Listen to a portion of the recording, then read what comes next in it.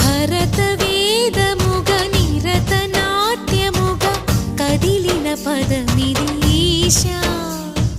శివని వేదనగా అవని వేదనగా పలికెను పదము పరేశా. నీలకంఠరా చాలి పొందరా కరుణతో ననుగనరా.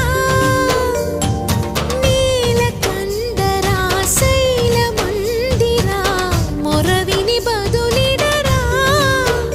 నగజా మనోజ జగదీశ్వరా బాలేందు శేఖరా శంకరా. భరతవేదముగ నిరతనాట్యముగ కదిలిన పదమిది ఈశా.